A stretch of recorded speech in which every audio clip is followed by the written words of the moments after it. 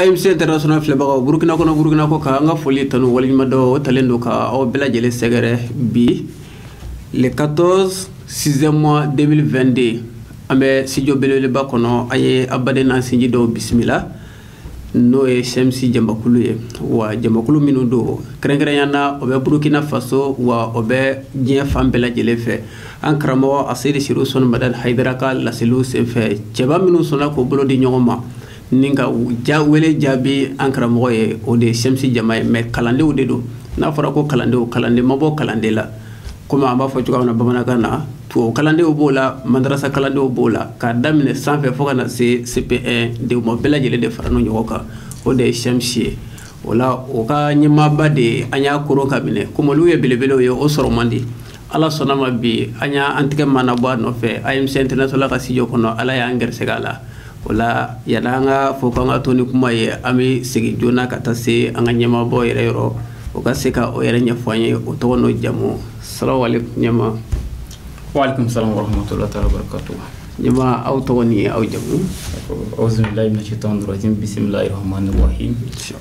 Se jama anula. Ba anula. Ba an filɛbaga bɛɛ lajɛlen fo. Kosɛbɛ. Hali ala ka an sutura. Amin. Ala ka dɛmɛ d'an ma an kan. Amin. Ne tɔgɔ ko Siaka Kulubali. Ne ye étudiant ye ka bɔ UNB la. Université ka bɔ Bogo. Université Nazi Boni. Ne bɛ mathématique lu kɛra. Donc an bɔra master la an doctorat lu kɛra. Inshallah n'ala sɔnna ma o sera kuncɛyɔrɔ la. Donc ne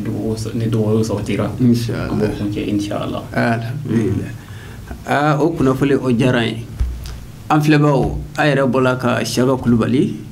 ayiwa a bɛ niveau min na kalan bolo kan wa a yɛrɛ fana ye o mɛn sisan a yɛrɛ da ni ala sɔnna ma ɲininkaliw bɛna munumunu an ni ɲɔgɔn cɛ mais yanni an ka se an ka ɲɛmaa ma Siaka Kulubali a bilasirabaga dɔw fana farala kan ka na bilasirali la ni plateau sanumaba in sanfɛ an bɛ gɛrɛ ka se a fana ma a k'a yɛrɛ ɲɛfɔ an ye a n'a tɔgɔ n'a jamu.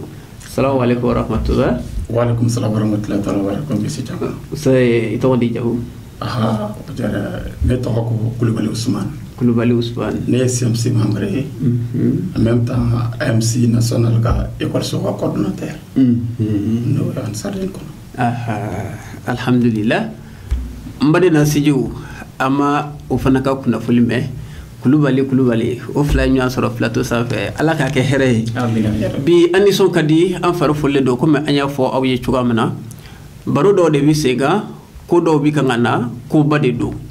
an karamɔgɔ Asedi Siru Sɔni Madani Hayidara a bɛ kan ka sɛnsɛn ka bɔ ba Maliba la a bɛ nana Burkina Faso yan komi a bɛ nana Burkina Faso fɛn bɛɛ lajɛlen ni a ladinɛbaga don fɛn bɛɛ lajɛlen fana n'a baarakɛla don o la pɔsiw dilen bɛ bɛɛ lajɛlen ma u ka baaraw sira fɛ ala sɔnna ma pɔsi belebeleba dɔ fana kalifalen don ayiwa Kulubali fana ma nin waati in kɔnɔ o la an bɛ fɛ k'a ɲininka a ka pɔsi nin yɛrɛ la kɛrɛnkɛrɛnya na n'o ye an karamɔgɔ Asedi Siru Sɔni Madani Hayidara nali ye yan Hayidara ko in na bɛɛ de daba ka k'a la wa walima cogo di de Kulubali ye i bɛ se ka dɔ fɔ an ye wa sabu komi aw ye sanfɛ kalandenw ye. Alhamdulillah ɲininkali diyara n ye. Am kisi dama am kisi ɲini fɔlɔ ka sin an kuntigi Muhamadu ma a n'a somɔgɔ sanumaw ka kɛrɛnkɛrɛnya ka tɔgɔ ka sin an karamɔgɔ Hayidara yɛrɛ ma n'o min bɛ ka na ka sin an ka faso ma yɛrɛ bi ala ka na n'o ɲuman ye a n'a ka délégation ka na an sɔrɔ ɲuman na yan sécurité ani dans la paix ala ka na n'o ɲuman ye. E ye ɲininkali min kɛ n'o ye karamɔgɔ Hayidara ko ye n'an ye kuranɛ yɛrɛ ta n'o ye kitabu sanuman yɛrɛ ye karamɔgɔ Hayidara yɛrɛ mɔkɛ jatira ala b'a fɔ ko nous t'avons envoyé comme miséricorde pour l'univers ne y'o yɛrɛ ta ko kira yɛrɛ ma dan ka ci dɔw kama ko a cira bɛɛ de kama a cira jamakulu bɛɛ de kama danfɛnma bɛ danfɛn na bi ala b'o fɔ kuranɛ kɔnɔ bon ala bɛ tila k'a fɔ kuranɛ kɔnɔ kira bɛ bɔ yen nɔnɔtigiw bɛ sigi a la n'a ma ɲɛ ko karamɔgɔ Hayidara ka kira nɔnɔsigi ye a ka gɛlɛn mɔgɔ k'a fɔ ko Hayidara ye mɔgɔ dɔ ta ye Hayidara tɛ se ka kɛ mɔgɔ ta ye a ka walew yɛrɛ b'a jira k'a tɛ mɔgɔ kelen ta ye ni karamɔgɔ ko a bɛ kuma ka kuma bɛ boli adamaden bɛɛ lajɛlen kan a ko de ko diɲɛ ka hɛrɛ sɔrɔ mɔgɔ mɔgɔ ko diɲɛ ka hɛrɛ sɔrɔ ale dabɔ nin baara ale dabɔ nin baara kuma ni dabɔ tɛ kuma sinon siga t'a la ni ala ye kuma nɔgɔya ni dabɔ yɛrɛ b'a fɔ nin ba hɛrɛ ko la wulibali o dalilu o dalilu a ka ca mais mo kelen di mɔgɔ min ye ka adamaden ka hinɛ kɛ ka mɔgɔ kalan fo ka taa se ko jakumani kelen dɔ bɔnna n'a ka baara bɛɛ la parce que a ye jakuma kelen min tɔɔrɔ puis n'i y'ale ka misali a b'a ta ka adamadenw kalan ala yɛrɛ ye adamadenw ka hinɛ cɛ ni ɲɔgɔn cɛ fo ka taa se dabaw ma karamɔgɔ Hayidara kelen bɛ nin fɔ ale kelen bɛ nin fɔ wa a ka kuma dɔ filɛ tugun ko ni ye ala kutala dɔ ye muso dɔ ala yafara ma ko sabu a ye wuru dɔ lahinɛ o ye wulu dɔ lahinɛ a ye Hayidara ka milieu ti filɛ a y'an lakana fo ka taa sin bɛgaw ma ko hinɛ ka se bɛgaw ma Allahu Akbar donc ni ko i bɛ Hayidara sin kɛmɛkulu dɔ ma bon an tɛ jigi la parce que i m'a dɔn i tɛ fɛn min dɔn n'i y'o sin yɔrɔ yɔrɔ an tɛ jigi la n'an k'an bɛ jigi la fɔlɔ a dɔnbaliya de bɛ jiginna yɔrɔ ye voilà sinon Hayidara ko dɔw b'a tasi a bɛ se a filɛ ka taa kuma ansaru wala ansaru bɛ ka ye n'an ye Hayidara fɔ dɔrɔn ansaru bɛ ye wala o ka kan o ka kan parce que karamɔgɔ Hayidara tile kelen yɛrɛ ma ɲina ansaru kɔ ale yɛrɛ ɲuman dɔn fɛ kuma ansaru ye kanu min jira a la karamɔgɔ ma ɲina o kanu kɔ don si o la n'ale fɔra dɔrɔn ansaru bɛ ye mais bi na ansaru yɛrɛ kɔni kɛra komi Hayidara tigi kɔrɔ de ye ansaru ye sinon bi kɔni bɛɛ lajɛlen bɛ waso ni Hayidara ko ye siga foyi t'a la hali n'i taara dɔrɔbon na don o n sera lafiyabugu dɔrɔbon dɔ da la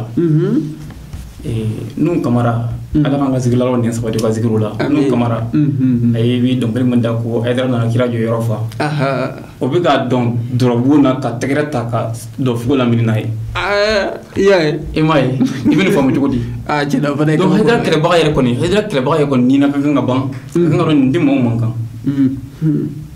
nin tɛ mɔgɔw man kan ne sinon Hayidara kɔni an silamɛw kɔni a b'anw de bolo mɔgɔ ka yita la mais a ka nɛɛma kɔni taara bɛɛ de bolo depuis an bɛɛ an ma deli k'a ye ko Hayidara ka nɛɛma fɛn dɔ filɛ ko karamɔgɔ Hayidara bɛ na nin di k'a ye di silamɛw ma n'a ko a bɛ tilanni kɛ a bɛ sɔnni de kɛ a bɛ sɔnni de kɛ karamɔgɔ Hayidara bɛ sɔnni de kɛ o fana ye bamanankan ye dɛ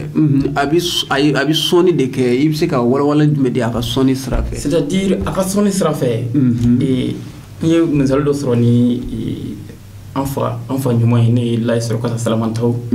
salon n taara bɔ a fɛ ni heure ɲɔgɔn na an bɛ baro la a ko an fɛ n'i bɛ mɔgɔ sɔn kana nata foyi d'a fɛ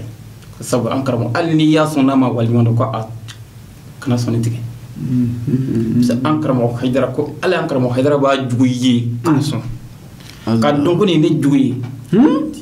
ma a b'a sɔn o fana ye dalilu dɔ ye an y'a caman misaliw sɔrɔ wajulu la karamɔgɔ Hayidara jugu mun ye juguya dabila tellement sɔnni sera o ma o cayara Allahu Akbar donc an b'a fɔ Hayidara yɛrɛ kɛra sɔnnikɛla de ye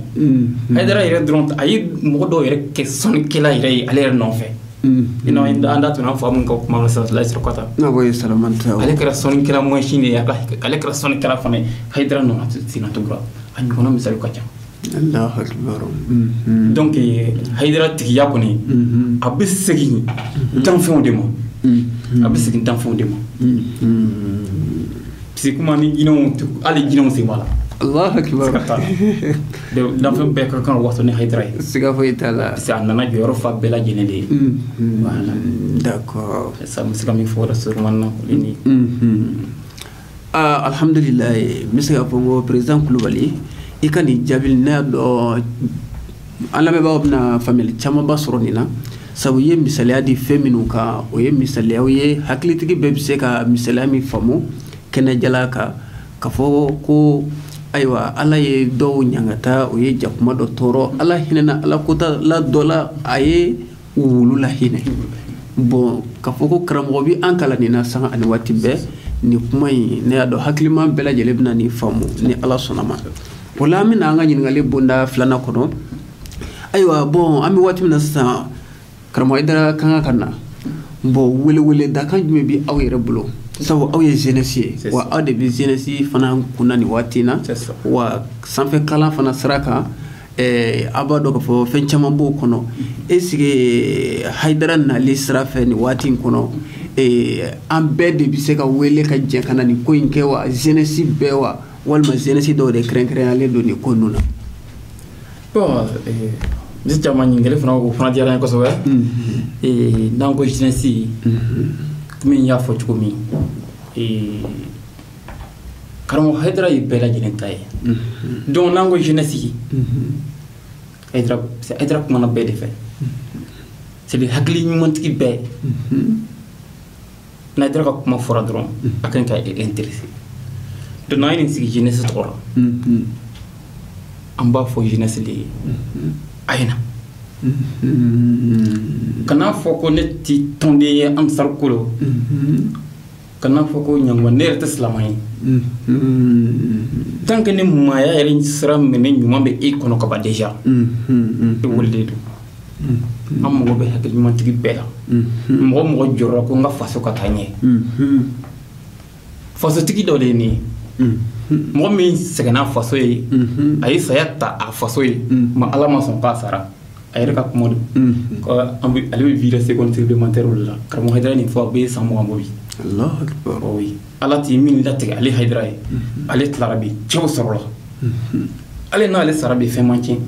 ale ka fɔta tora ale bɛ vie seconde supplémentaire o de la a y'a yɛrɛ di don min ko n ka sa ala ma sɔn k'a sara donc o ɲɔgɔn fasojɔla n'a bɛ na i ka faso la ne fana ye fasojɔla dɔ ye si ka taara diinɛ ko tɛ parce que i bɛna hakili dɔ sɔrɔ min bɛ na i ka faso jɔ fasojɔ diinɛ ko ma fɔ i bɛ taa nansara la i bɛ taa yɔrɔ bɛɛ i bɛ taa arabu la i bɛ taa dɔw sɔrɔ dɔw le fɔ ka faso jɔ o t'a dɔn ko ala yɛrɛ bɛ siga foyi t'a la donc faso jɔla dɔ bɛ ka na olu kosɔn an ye jeunes wele n'i y'a mɛn ko faso jeunesse don c'est que l'avenir est dans la main de la jeunesse donc anw min ye jeunes ye an kan ka faso jɔ komi nin faso jɔla dɔ ye o de kosɔn an bɛ fɛ an n'a ka sigi ɲɛnkuma an n'a leçon dɔ sɔrɔ donc an bɛ nin appel lancer jeunesse ma a kana sariya a ye bɔ an bugɔ mɔgɔ la c'est ça d'accord o la ni wele da kan faamuyara jeunesse fɛ o la an bɛna ɲininkali bonda min kɔnɔ o de an y'a mɛn k'a fɔ ko ni Hayidara nana bon k'a fɔ ko a ye a laɲini Hayidara fɛ ni ala sɔnna ma ko aw jeunesse ni Hayidara kan ka sigi c'est ça bon ni aw jeunesse ni Hayidara kan ka sigi a sigi a bɛ kɛ min sigi dabɔ bɛ mun kama est-ce que o fana na jeunesse bɛɛ de welelen don o sigi la wa walima a kɛlen bɛ ka mɔgɔ dɔw de kɛrɛnkɛrɛnya la minnu kan ka na o sigi kɛ ni Hayidara ye a bɛ kɛ min a dabɔ kun ye mun ye alhamdulillah karamɔgɔ Hayidara bɛ na an ye sigi demandé ni jeunesse ye ni karamɔgɔ Hayidara ye a ye san caman bɔ bi mais ala le ne ala sɔnna ko ni tiɲɛ ta alhamdulillah na cogo ka ɲi o programme na depuis 2017 karamɔgɔ Hayidara n'aw fɛn fɛn kɛ 2017 kana se bi ma an registré cogo bɛɛ pour que n ka se ka jeunesse sigi ni karamɔgɔ ye a ka temps bɛ kɔrɔ mɔgɔ min don a sollicité don diɲɛ bɛ fan bɛɛ tiɲɛ don a hakili b'a la 2017 programme kɔni taara tɔ n ka tile da min kɛ Burkina a sera jamana kuntigi ye weleli kɛ fa ka don sinon ko dɔ baden don tiɲɛ don donc a jagoya ka tourner sonsoro ka se k'a yɛrɛ ɲini ka se ka taa jamana bɔ bolo la donc an ma se ka occasion sɔrɔ ala y'a kɛ occasion de bɛ na c'est ça donc o sigi nin an bɛna kɛ fɛn min kan o ye ka bɛna kɛ jeunesse yɛrɛ de kan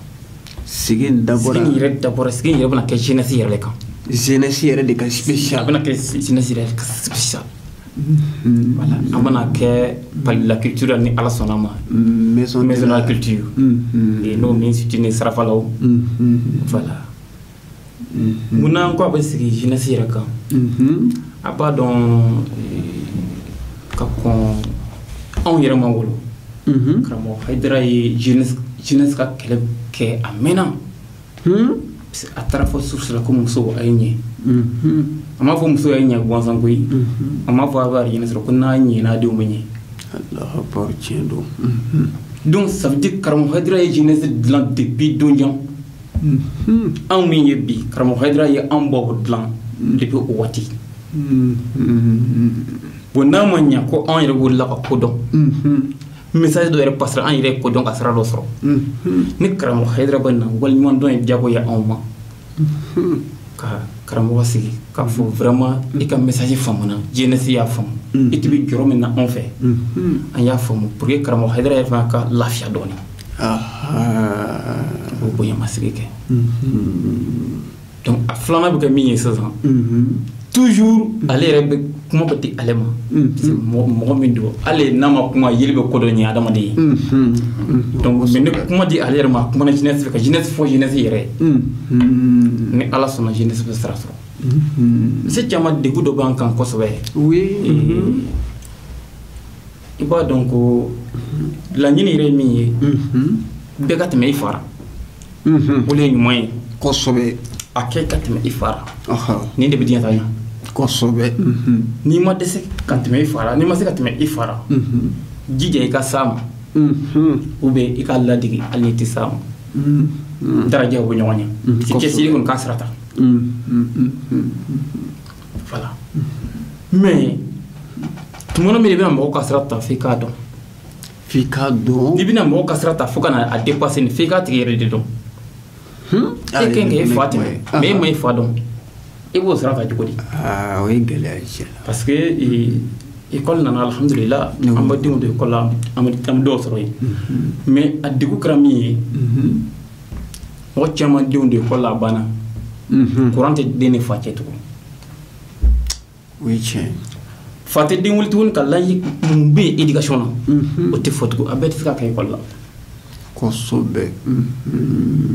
n'i y'i den don école la maître ye bɛ nin wele da tuma caman n'a bɛ to ka taa maître ka réunion na maître b'a fɔ a y'an dɛmɛ ni denw ka éducation ye bon sisan e den taara école la e ma éducation suit tugun mais maître bɛ ka weleli da ko a y'an dɛmɛ ni éducation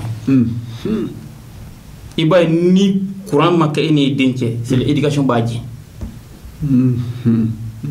kosɛbɛ awɔ c'est ça donc kun bɛ fɛ ka min fɔ dɔrɔn école ka den to kalan na a mana kɛ fɛn o fɛn ye jija relation dɔ ka kɛ n'i den cɛ ni den ma na ɲɛɲini den wele ka sigi ka leçon dɔ message dɔ passer a kunkolo la maaya yɛrɛ message le kosɛbɛ ka message dɔ sigi a kunna parce que école programme tɛ se ka bɛɛ ta kosɛbɛ hali a mana kɛ école dɔrɔn tɛ kalan bɛ yen a tɛ se ka programme bɛɛ ta éducation na f'e k'i jija k'a tɔ compléter wa ni fa yɛrɛ ma jeune min wele ne fana bɛ jeune ma jija ka sin fa ma ka ɲɛ ɲini an fɔlɔ ma kɔrɔ tɛmɛ juma kan parce que an t'a dɔn i bɛ jeune caman ye pan ka cun na a content don a ma lɔn a yɛrɛ ka baara ma se a fa ka sɔgɔmada yɛrɛ ma sinon n'a y'a lɔn e ka baara bɛɛ ma se e fa ka sɔgɔmada ma a b'a ɲɛma de ka sérieux dɔ don o ye tiɲɛ mais kuma a ma dɔn ale fa ye koba kɛ ale fa ale min kɛ o wasara pan ka cun de bɛ yen o fana ye kuma ye i ma yanba ye fɔlɔ-fɔlɔ la cɛ kelen a bɛ se ka nin di ka kabila dɔ kuma bɔ kosɛbɛ fɔlɔ-fɔlɔ mɔgɔw tɛmɛna ten awɔ dɔ b'a nin di ka kabila dɔ kuma bɔ o bɛ kɛ mais bi dun dɔ bɛ faso don bɔgɔ la ale kelen kama siga foyi t'a la faso don bɔgɔ la ale kelen kama o ye to min ye olu karamɔgɔ Hayidara y'a fɔ a bɛ san 30 bɔ bi ko faso ni bolonda tile fisara ni bi silamɛya tile ye a kuma na to ka sira tuma caman don minnu m'a faamu ou bien minnu bɛ karamɔgɔ ɲini ni kuma ye o ye yɛrɛ ka faamubali ye o y'a kuma ta ka bila ka to hakilima b'a ye wulibali don n'a ye kosɛbɛ tiɲɛ don siga t'a la awɔ donc ne bɛ nin message min fɔ tan ni karamɔgɔ Hayidara karamo haydra bu litre mene domi ka fo ko façon de blonda am mo be jino aya fo don ni yi fa do be ke ko don sigatola ni yi fa de be ke ko don sigatola bibe be jeune chamaye ko alnati barani soro ibaya ba tigren sira dara atege anyamo jolendo na barani soro dron sunguru tigewu na fa pacifique soro l'éducation ratée parce que moya sera fuita kunkolo la fe ma foye ma do bi ibo yo hine bi mun atuma jogo ma ota dondi no etomi donc mo mi jeunesse yere mo mi jeunesse donc ko bere ka jeunesse nyas ke dibi don jande ale de bikana donc na ko na jeune ba yere donc imma lo ni bi dirga ne ko ne do me ibara mo ya basi afana ni na ko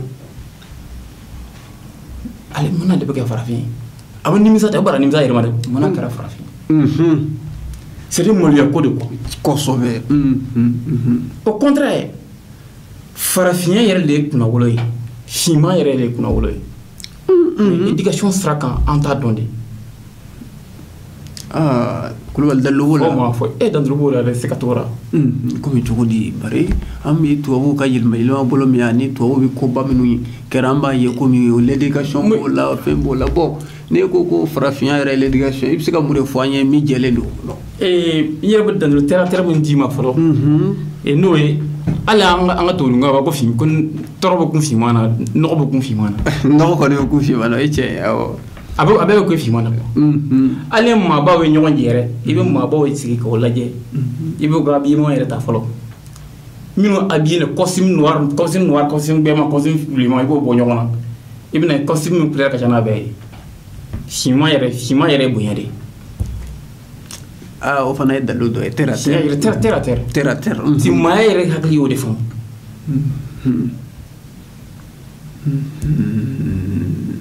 sinon ni nana scientifiquement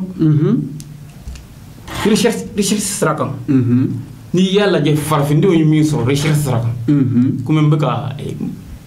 mbena mi fo mu dan ka domaine sera kan mathématiquement non ibtaso source originale be farfinde ni farfinde mi fo sisa o sera ka ibta soro atlanke be farafindi atlanke be farafindi c'est ça ali non sara yire tike digime farafindi on ye ko kungolo kan bo bana ko ale farafindi mi je ne sais pas les minumbi xénophobie c'est que minumbi Shia wolmo bu ba fi mana ko golo mai hakli ya tiba hakli la tiba hakli la c'est compétence mon bien dan yera o sonama sonama donc il y a les complexes même bi comme éducation ma foi amba farfinya ken complexe ko to de wasoy ay mai wala mutuka feno fo ne mutuka ni fo wallahi karama haydra karam golo fi man o dirle ka teme tukuni farafin golo fi man o dirle karama haydra ko la ka teme o jara tukuni ka teme o fane na la ti karama haydra golo ge do ni farafin mi afari gel farla gelendo mba fa ma tien min ni dirle ala fetu ka teme do inka akera fi ma ere o jara kara so ba ere on was the job na ko so be donc a combina que wode kan donc am ka haydra ka buya masiki kay ka rassurer comme message passera aka continue ka to abiro comme message passer no chaw restaurant do message continue ka véhiculer na la yara fana sona ami faro message yere la chili la ena nek la banche c'est ça ok Monsieur Kulubali ajara anye sabu anga ni ngalen no nyaado mo chama bina o ka tata soro ni kuma no na kosobe sabu kuma no forani hakili sigini basige wa ka tlaka afoni science bebe mindo kala yere buluka wala mbi ifo la ki walima do boko ni sigi bilele ban kan ka ke aw ni haydara de che wa abna ke fanani maison de la culture la bobo jila soya wala o kona na ne be fe ga ngali minke ila esige chrétien laadalatigiw silamɛw o bɛɛ bɛ se ka na ni sigi ni assise aw fɛ wa alhamdulillah ni ma fili yɛrɛ n ye chrétien ka ɲɛmɔgɔ de wele bi ne bɛ se ka n ka écran lajɛ je pense k'a yɛrɛ an ko mun fɔra la an sigi kan wala ye jec voilà que yo chrétien ka association bɛ campus la i y'a wele bi pour que k'a invité parce que karamɔgɔ Haidara bɛ collaborer ni mɔgɔ bɛɛ ye wa ni mɔgɔ mɔgɔ ko i tugula karamɔgɔ Haidara f'i ka collaborer ni mɔgɔ bɛɛ ye sinon ni karamɔgɔ Haidara tɛ se ka jɛ kɛ ka Haidara ma kɛ wulumanikɛla ye hali n'i taara karamɔgɔ Haidara fɛ Bamakɔ yen i bɛ mɔgɔ bɛɛ ye a fɛ kuma ni mɔgɔ bɛɛ kunna an min tugula ko ani mɔgɔ bɛɛ bɛ kun donc mɔgɔ bɛɛ de wele komi y'a fɔ jeunesse c'est diinɛ ko tɛ faso jɔ ko la diinɛ ko nin sigi kun yɛrɛ ye jeunesse yɛrɛ ka dɔn faamu dɔ sɔrɔ maaya yɛrɛ tacogo la d'accord mais a sigi ni kɛrɛnkɛrɛnya na i ko k'a bɛ kɛ don jumɛn de ye ni ala sɔnna ma le 27 le tanu lo en fait pas de la culture là maison de la culture Sarafalo le 27 juin le 27 juin c'est ça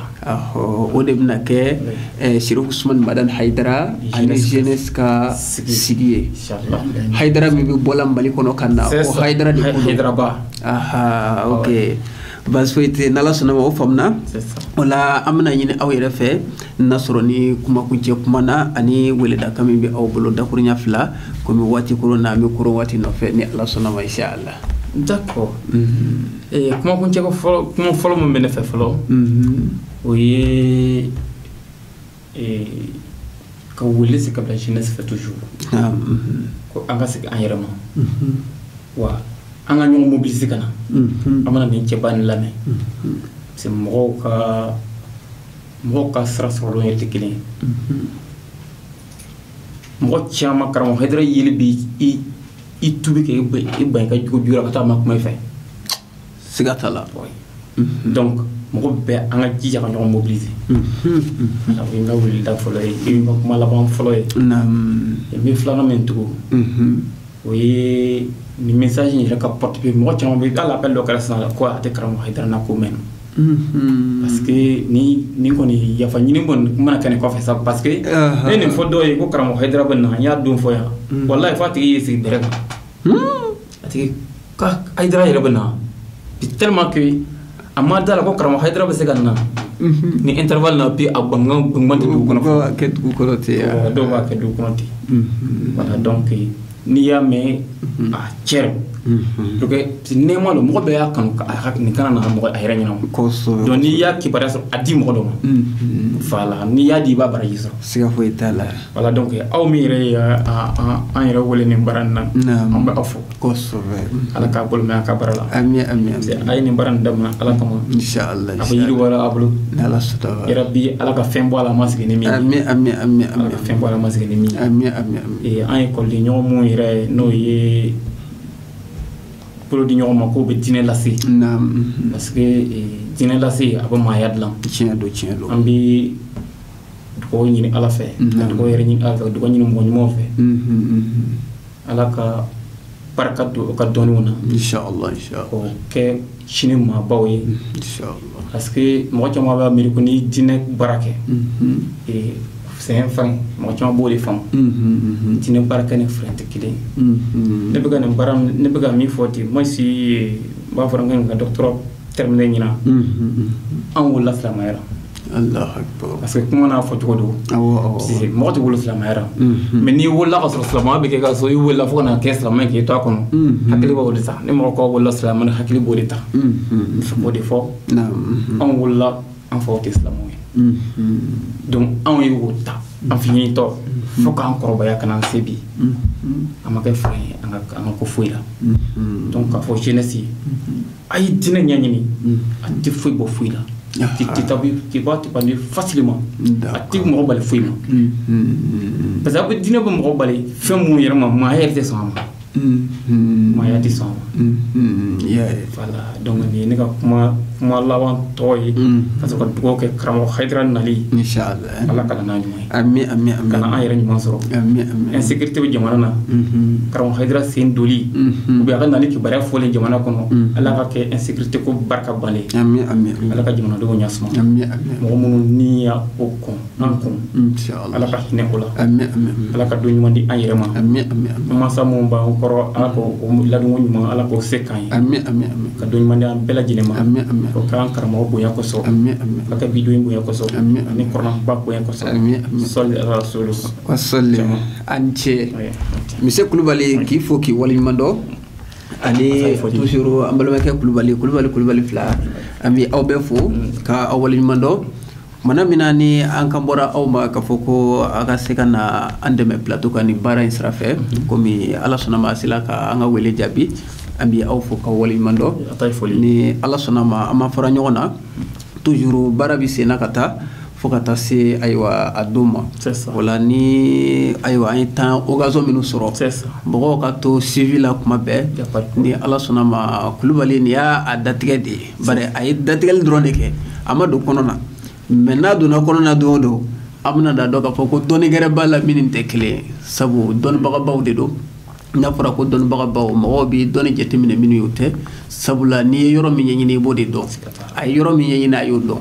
n'Ala sɔnna ma an bɛna to ka baro kɛ dɔɔni dɔɔni a kan o la an b'a fɔ AMC International filɛbaga bɛɛ ye ayiwa nin de tun ye aw tulo gɛrisɛgɛ ye ka bɛn nin wagati ma an b'a fɔ ko salamu alaikum wa rahmatulahi ta'ala wa barakatuhu